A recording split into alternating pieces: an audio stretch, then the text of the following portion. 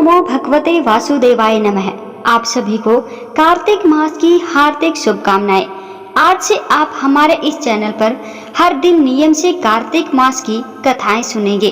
और आज की कथा शुरू करने से पहले मैं आपको कार्तिक मास में की जाने वाली पूजा पाठ और कार्तिक स्नान के बारे में थोड़ी सी जानकारी देना चाहती हूँ।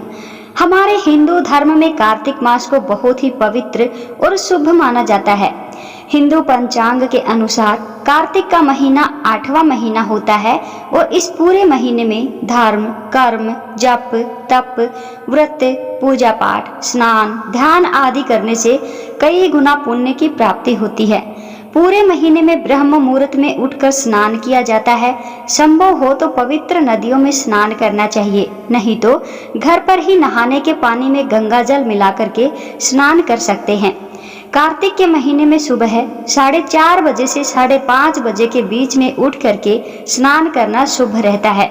इसी समय आप सूर्य देवता को जल अर्पित कर सकते हैं। पूरे महीने में तुलसी जी की पूजा भी करनी चाहिए। जिस घर में कार्तिक के महीने में तुलसी जी की पूजा होती है, वहाँ कभी अकाल मृत्यु नहीं होती है, वहाँ कभी समस्याएं नहीं आती, आर्थिक तंगी नहीं होती है और हर प्रकार की सुख समृद्धि के भंडार वहाँ पर भरे रहते हैं। कार्तिक के पूरे महीने में भगवान विष्णु और भगवान श्री कृष्ण की पूजा की जाती है। इस पूरे महीने में व्रत, दान, तुलसी जी का विवाह, दीपदान और गंगा जी में स्नान करने से कई गुना पुण्य की प्राप्ति होती है। साथ ही इस महीने में किया गया दान कभी व्यर्थ नहीं जाता है। इस महीने में किया गया छोटे से छोटा दान भी कई गुना पुण्य की प्राप्ति कराने वाला होता है। कार्तिक के महीने में ही तारा भोजन किया जाता है, यानी जो लोग उपवास रखते हैं। कुछ लोग ऐसे होते हैं जो पूरे कार्तिक के महीने में एक समय भोजन करते हैं। वे शाम की पूजा करने के बाद तारों की छांव में शुद्ध सात्विक भोजन ग्रहण करते हैं। कार्तिक के महीने में किस प्रकार से पूजा करनी चाहिए ये जान लेते हैं। सुबह जल्दी उठ करके स्नान आदि से निवृत्त होने के बाद आप तुलसी जी की पूजा करें। तुलसी के पौधे में नियमित रूप से जल अर्पित करें। कुछ विशेष दिनों को छोड़कर, जैसे रविवार, एकादशी या ग्रहण वाले दिन को छोड़कर आप तुलसी के पौधे में जल अर्पित करके दीपदान भी कर सकते हैं। तुलसी जी की परिक्रमा करनी चाहिए। कार्तिक मास महात्म्य पाठ रोजाना पढ़ना या सुनना चाहिए। पूजा करते समय भगवान विष्णु की पूजा करें। अपने सभी आराध्य देवी देवताओं की पूजा करें। धूप दीप लगाएं और एक दीपक आपको अपने घर के मुख्य द्वार पर भी जलाना चाहिए। कार्तिक के महीने में जो लोग तारा भोजन करते हैं, उन्हें पूरे दिन निराहार रह करके व्रत रखना चाहिए और शाम के समय तारे निकलने के बाद, तारों को अर्घ्य देने के बाद ही शुद्ध सात्विक भोजन करना चाहिए। इस पूरे महीने में अपनी सामर्थ्य के अनुसार ब्राह्मणों को भोजन कराकर उन्हें दान दक्षिणा देकर के संतुष्ट करना चाहिए।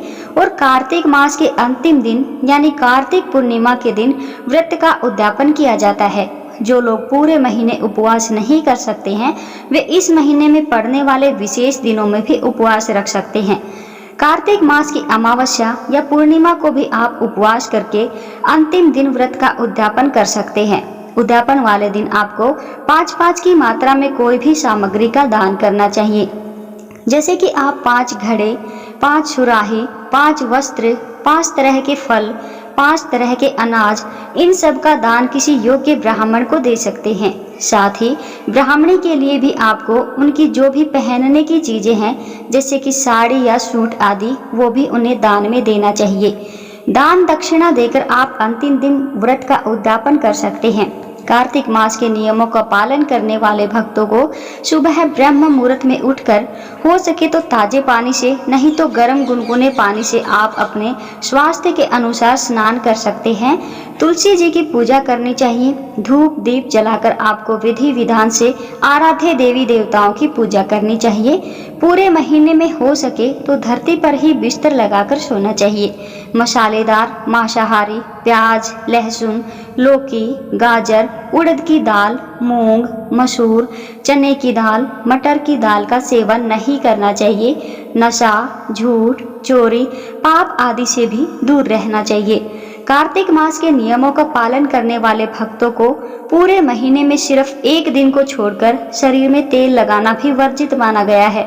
केवल नरक चतुर्दशी के दिन यानी छोटी दिवाली के दिन शरीर पर तेल लगाकर स्नान किया जाता है। जो लोग पहले से ही इस नियम का पालन कर रहे हैं उन्हें तो ये बात बिल्कुल अच्छे से पता होगी, लेकिन जो लोग पहली बार से कार्तिक मास के नियमों का पालन करना चाहते हैं उनके लिए जानकारी जरूरी है कि आपको कुछ ऐसे नियम हैं जिनका पालन कार्तिक मास में करना चाहिए। जैसे कि ब्रह्मचर्य का पालन, शरीर पर तेल नहीं लगाया जाता, धरती पर बिस्तर बिछाकर ही सोया जाता है, सुबह और शाम तुलसी जी की नियमित रूप से पूजा की जाती है।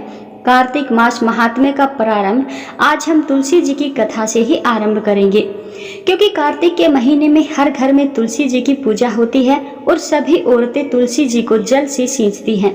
एक प्रसिद्ध किंवदंती के अनुसार एक बुढ़िया माई थी जो कार्तिक मास में तुलसी जी को सींचती थी।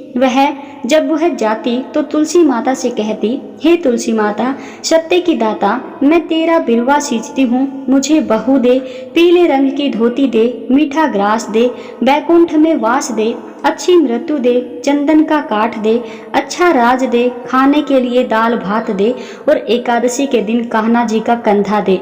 बुढ़िया माई की यह बातें सुनकर तुलसी माता धीरे धीरे सूखने लगी। तुलसी माता को इस प्रकार सूखते देखकर एक दिन भगवान श्री कृष्ण ने उनसे पूछा, हे तुलसी, तुम प्रतिदिन सूखती क्यों जा रही हो? तो तुलसी माता कहने लगी कि बस मेरे मन की बात मत पूछो। भगवान ने कहा कि अरे मैं नहीं पूछूंगा तो कौन पूछेगा? तुलसी माता कहने लगी कि एक बुढ़िया माई आती है और अपनी बात कहकर चली जाती है, मैं तो उसकी सभी बातें पूरी कर दूंगी, लेकिन कान्हा जी का कंधा कहाँ से लाऊंगी? तुलसी जी की यह बात सुनकर भगवान श्री कृष्ण कहने लगे, वह बुढ़िया मरेगी तो मैं अपने आप ही बुढ़िया माई को कंधा देने आ जाऊंगा, तो माई से यह बात कह देना। इसके बाद कुछ दिनों के बाद बुढ़िया माई की मृत्यु हो गई। उसकी मृत्यु पर सारा गांव इकट्ठा हो गया। उसका अंतिम संस्कार करने के लिए जब गांव के लोग उसे अर्थी उठाने लगे तो वह बहुत ही भारी हो गई, जिससे उस बुढ़िया माई की अर्थी लोगों से हिली तक नहीं, अर्थात बुढ़िया माई की अर्थी टस से मस नहीं हुई। सभी कहने लगे कि यह तो बहुत संस्कारी थी, बहुत पूजा पाठ करती थी, इस बुढ़िया ने तो कभी कोई पाप भी नहीं किया, फिर आज मरने के बाद ये बुढ़िया इतनी भारी कैसे हो गई? बूढ़े ब्राह्मण के वेश में भगवान श्री कृष्ण वहां आए और कहने लगे, अरे यह भीड़ कैसी है? तब गांव वाले कहने लगे कि एक बुढ़िया माई मर गई है और आज उसकी अर्थी हिल भी नहीं पा रही है, हमसे उठ भी नहीं रही है, बहुत ही भारी हो गई है। भगवान श्री कृष्ण कहने लगे, अरे भाइयों, जरा मुझे इस बुढ़िया के कान में कुछ कहने दो, फिर अर्थी उठ जाएगी। भगवान कृष्ण उस बूढ़ी माई के पास आए और उसके कान में कहने लगे, माई तू अपने मन की कर ले, पीताम्बर की धोती ले, मीठा ग्रास ले, बैकुंठ में वास ले, चटक की चाल ले, चंदन का काठ ले, झालर की झंकार ले, दाल भात को जी और कान्हा जी का कंधा ले। भगवान की बातें सुनते ही बुढ़िया माई हल्की हो गई। भगवान कृष्ण अब उसे अपने कंधे पर ले गए। इस प्रकार बूढ़ी माई को मुक्ति मिल गई और वह भगवान के धाम बैकुंठ लोक को चली गई। हे तुलसी माता, जैसे आपने बुढ़िया माई की लाज रखी, वैसे ही इस कथा को कहने, सुनने और हुंकार भरने वाले सभी भक्तों की लाज रखे। जैसे भगवान श्री कृष्ण ने उसे कांधा दिया, वैसे ही हमें भी कांधा देना।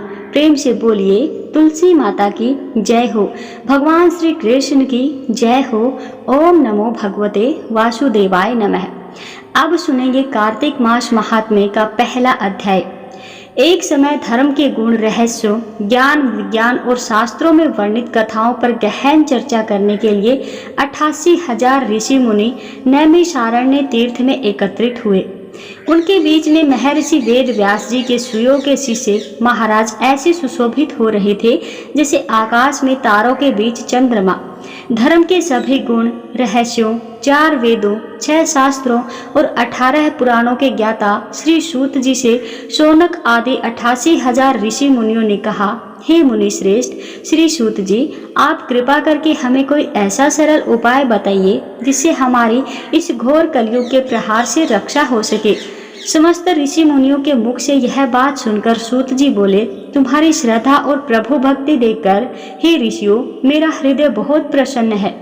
इसी से आज मैं तुम्हें कार्तिक महात्म्य की पावन कथा सुनाता हूँ। इन कथाओं को सुनने से इस कली काल में यानी इस कलयुग में मनुष्य के समस्त पाप नष्ट हो जाते हैं और मनुष्य वैकुंठ लोक में चला जाता है। तो अब आप सभी सावधान होकर बिल्कुल सच्ची श्रद्धा भाव से सुनिए। एक समय सभी जीवों का भला चाहने वाले ब्रह्मा जी के पुत्र श्री नारद मुनि ब्रह्मलोक में पहुंचकर जगत के रचयिता श्री ब्रह्मा जी को नतमस्तक प्रणाम करके विनीत भाव से पूछने लगे, हे जगत पिता, कृपा करके आप कोई ऐसा धर्मोपदेश सुनाने की कृपा करें जो इस कलयुग में सभी पापों को नष्ट करके मोक्ष देने वाला हो। नारद जी की श्रद्धायुक्त बात सुनकर श्री ब्रह्मा जी कहने लगे, हे पुत्र, तुमने संसार के कल्याण के लिए बहुत ही उत्तम बात पूछी है। तुम्हारी भगवान के चरणों में सच्ची श्रद्धा और भक्ति देकर आज मैं तुम्हें कार्तिक मास का पावन महात्म्य सुनाता हूँ, जिसे पढ़ने और सुनने से मनुष्य के सभी पाप नष्ट हो जाएंगे और वह इस संसार में सुख भोग कर अंत में वैकुंठ लोक को जाता है। यह कार्तिक मास भगवान को अत्यंत प्रिय है। कार्तिक मास में किया हुआ व्रत, दान, नियम, संयम, पूजा पाठ, कथा श्रवण और भगवान के नाम का जप, कीर्तन अत्यंत पुण्य प्रदान करते हैं। कार्तिक मास में भगवान का गुणानुवाद सभी प्रकार के फलदायक होता है। इस मास में भगवान के प्रति किया गया प्रत्येक धार्मिक कार्य सबसे बढ़कर फल देने वाला होता है। इससे बढ़कर कोई और तप और यश नहीं है।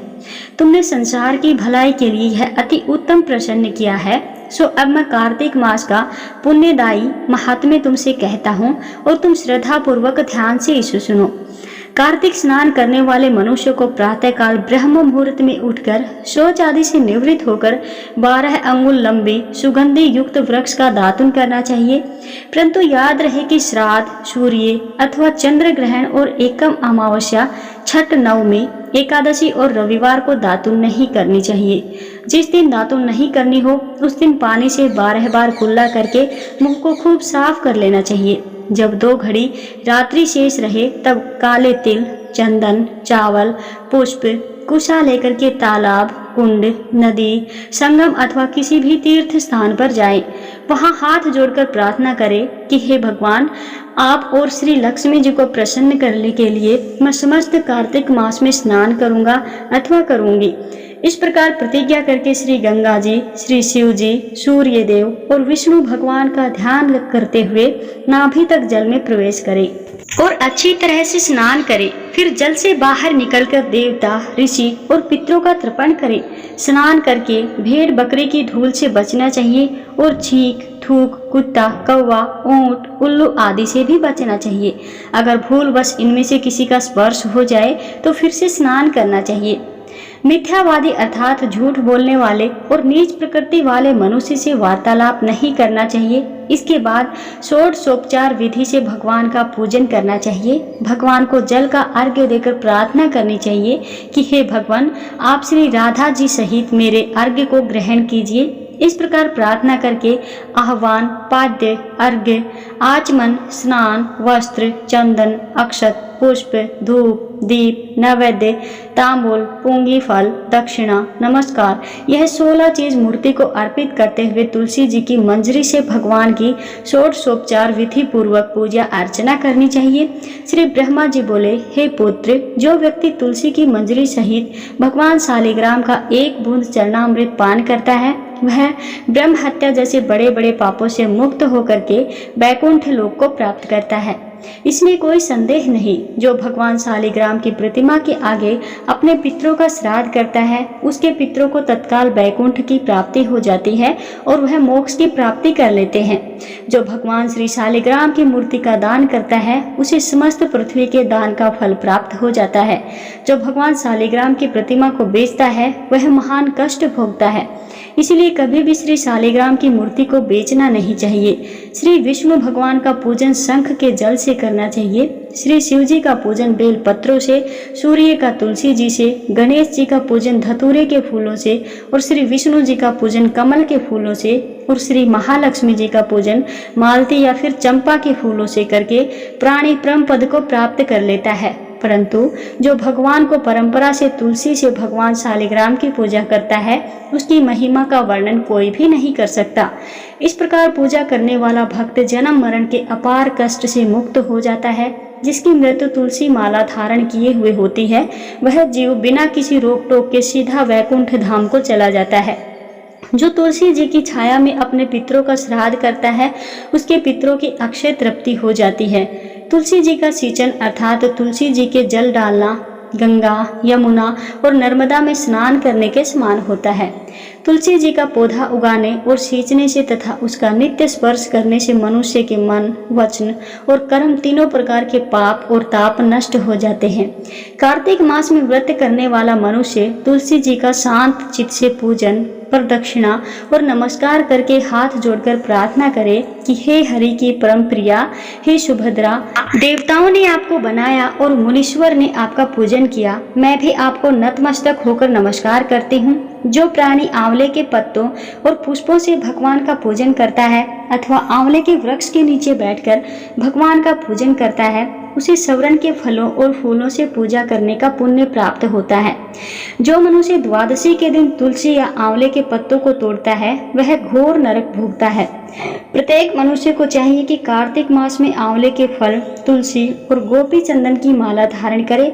ऐसा करने से वह बार बार इस संसार में आने जाने के बंधन से मुक्त हो जाता है। कार्तिक मास में स्नान और व्रत करने वाले मनुष्य को चाहिए कि वह ब्राह्मणों को भोजन कराने के बाद चंदन, पुष्प, पान और दक्षिणा देकर उन्हें संतुष्ट करे। संपूर्ण कार्तिक मास में धरती पर शयन करे, ब्रह्मचर्य का पालन करने, पत्तल में भोजन करने और मौन व्रत से प्राणी परमवीर, धीर, गंभीर और कीर्तिवान हो जाता है। जो मनुष्य एक समय आंवले के वृक्ष के नीचे पूरे कार्तिक मास भोजन करता है, उसके एक वर्ष के सभी पाप नष्ट हो जाते हैं। व्रत करने वाले भक्तों को शहद, कांजी, दाल, तेल, कच्चा भोजन, दूसरे का अन्न, कोई भी तामसिक अथवा बुरे नाम वाला भोजन नहीं खाना चाहिए, ये वर्जित होता है। कार्तिक मास की पूजा करने वाले भक्तों को दूसरों की निंदा बिल्कुल नहीं करनी चाहिए। अंडे, मांस इत्यादि का सेवन तो क्या, ध्यान में भी नहीं लाना चाहिए। मिट्टी में उत्पन्न हुआ नामक मसूर, बासी भोजन, तांबे के पत्र में डाला हुआ दूध इत्यादि ये सब मांस के समान ही माने जाते हैं, इसीलिए इनका भी प्रयोग नहीं करना चाहिए।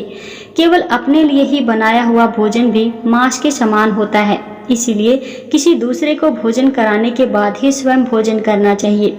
लहसुन, प्याज, फूल गोभी, गाजर, जंगली घिया, बैंगन, पेठा और दोबारा पकाया हुआ भोजन व्रती को नहीं खाना चाहिए। रज्जुला स्त्री और पाखंडी आदि से भूल कर भी बात नहीं करनी चाहिए। एकम को पेठा, दूज को बैंगन, तीज को गोभी का फूल और चौथ को मूली, पंचमी को बेल फल, छठ को कलिंदा, सप्तमी को आंवला, अष्टमी को नारियल, नवमी को जंगली घिया, दसवीं को परवल, एकादशी को बेर, द्वादशी को मसूर, त्रयोदशी को पान, चतुर्दशी, अमावस्या और पूर्णवासी को किसी भी फली का साग भूल कर भी नहीं खाना चाहिए। आज का अध्याय यहीं पर समाप्त हुआ। इससे आगे का वर्णन आप अगले अध्याय में सुनेंगे। उम्मीद करती हूँ कि आपको यह वीडियो हमारी पसंद आई होगी। अगर हमारी जानकारी अच्छी लगी हो तो कृपया करके वीडियो को अन्य लोगों के साथ भी शेयर कीजिएगा, वीडियो को लाइक कीजिएगा और कमेंट बॉक्स में जय श्री हरि जरूर लिखिएगा। मिलते हैं कल दूसरे अध्याय में।